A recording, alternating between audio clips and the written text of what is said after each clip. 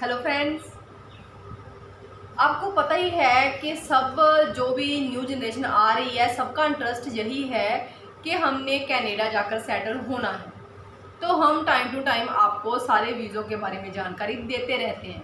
जो भी updation Canada के बारे में नहीं आती है हम उसकी वीडियो बना के डालते हैं ताकि आपको घर बैठे सारी जानकारी मिल सके। तो आज जो हम बात करने जा रहे हैं, आज भी हम कनाडा के वीज़े के बारे में ही आपको जानकारी देने जा रहे हैं, क्योंकि आपको पता ही है कि कनाडा पहुंचने के लिए काफ़ी रास्ते हैं।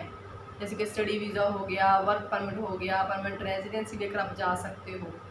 तो ये अलग अलग साधन है कनाडा जाने के लिए। लेकिन आज हम बात करने जा रहे हैं एक स्पेशल वीज़े के बारे में।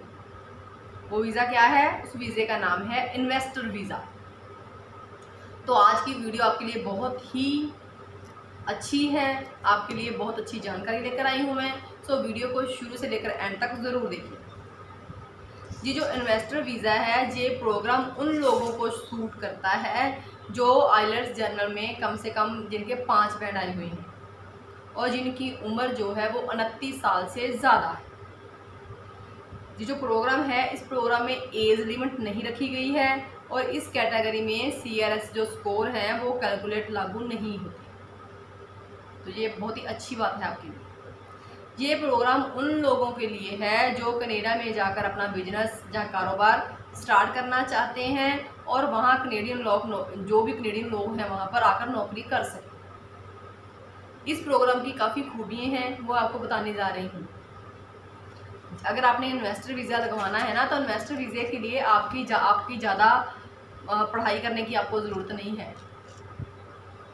इवन के आप PR एप्लीकेशन की प्रोसेसिंग के दौरान टेम्परेरी वर्क परमिट भी ले सकते हैं। इस कैटेगरी में फाइल प्रोसेसिंग के लिए 1 साल तक का समय लग सकता है। कनाडा की सरकार ने 3 एजेंसी को अप्रूव किया है जो प्राइवेट सेक्टर इन्वेस्टर्स के प्रोजेक्ट की जो है वो छानबीन करती हैं। वो 3 एजेंसी कौन सी हैं उनका नाम मैं आपको बताने जा रही हूँ। Canadian venture capital fund, Canadian angle investor group, Canadian business incubator. ये जो 3 एजेंसी हैं, इन एजेंसियों के किसी भी एक एजेंसी के रिकमेंडेशन के आधार के ऊपर एप्लीकेंट को कनाडा का वर्क परमिट भी मिल सकता है। इस प्रोग्राम की जो ज़रूरतें हैं वो क्या क्या हैं वो मैं आपको बताने जा रही हूँ।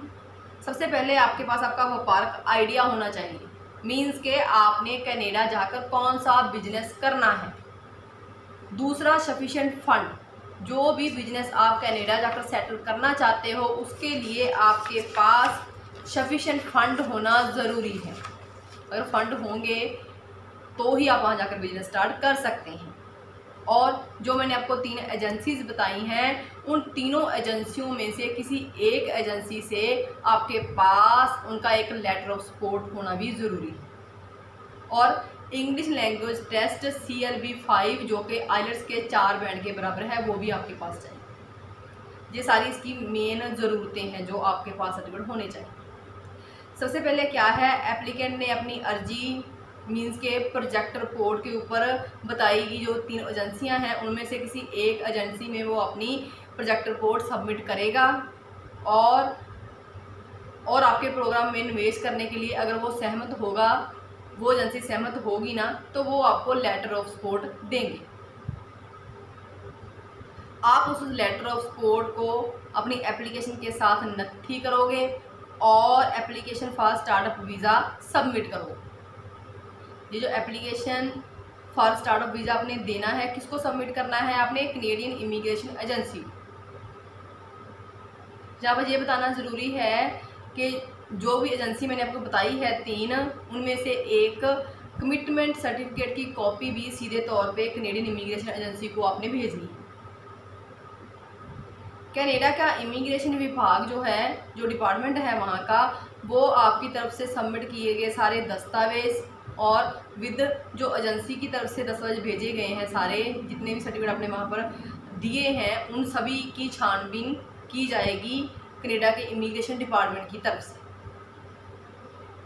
अपनी अर्जी सबमिट करने से पहले आपने अपना इंग्लिश का टेस्ट भी जरूर देना है और उसका रिज़ल्ट भी एप्लीकेशन की जो आपने एप्लीकेशन लगाई है उसके साथ अटैच करना ज़रूरी है।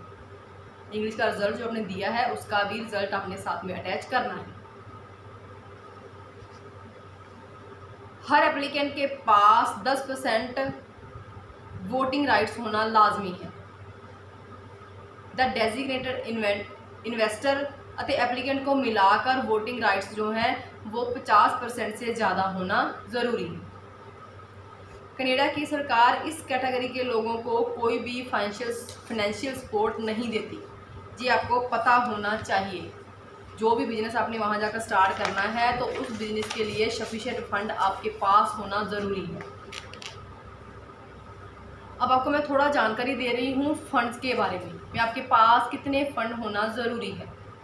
ये जो फंड है, फंड की रिक्वायरमेंट है, ये टाइम टू टाइम घटती या बढ़ती रहती है, लेकिन मैं एस्टिमेट आपको आइडिया दे देती हूँ। जैसे कि अगर फैमिली का एक मेंबर जा रहा है तो आपके पास 12,960 कनेडियन डॉलर होने चाहिए, और अगर 2 मेंबर हैं तो 16,135, और अगर 3 मेंबर हैं तो 19,836, और अगर 4 मेंबर हैं फैमिली मेंबर तो 24,083, अगर 5 मेंबर हैं तो 27,315, अगर 6 मेंबर हैं तो 30,806, 7 मेंबर हैं तो 34,299। तो इस तरह से क्या है, जैसे जैसे फैमिली मेंबर्स बढ़ते हैं वैसे वैसे ही आपकी जो कनेडियन डॉलर की रिक्वायरमेंट है, फंड्स की रिक्वायरमेंट वो भी बढ़ती रहती है। For each additional family member 3492 Canadian dollar बढ़ेंगे। तो ये सारी जानकारी मैंने आपको इन्वेस्टर जो वीज़ा है आपका स्टार्टअप वीज़ा, उस वीज़े के बारे में आपको जानकारी मैंने दी है। और अगर आप इस वीज़े के रिगार्डिंग ज़्यादा डिटेल में जानकारी चाहते हैं तो आप जो कनाडा की ऑफिशियल वेबसाइट है ना www.cic.gc.ca, वहाँ जाकर डिटेल में जानकारी ले सकते हैं। वहाँ पर आपको इंग्लिश में सारी जानकारी मिलेगी। और अगर आप ये जानकारी पंजाबी या हिंदी में लेना चाहते हैं तो आप हमारे पीछे दिए नंबर 98829500 इस नंबर पे कॉन्टैक्ट करके बातचीत कर सकते हैं और जानकारी ले सकते हैं। इस वीडियो को ज़्यादा ज़्यादा लाइक करें और शेयर करें, ताकि जो बच्चे स्टार्टअप वीज़े के बारे में जानकारी लेना चाहते हैं उन तक ये जानकारी ज़रूर पहुँचे। और अगर आप हमारी वीडियो पहली बार देख रहे हैं तो चैनल को सब्सक्राइब जरूर करें। Thank you.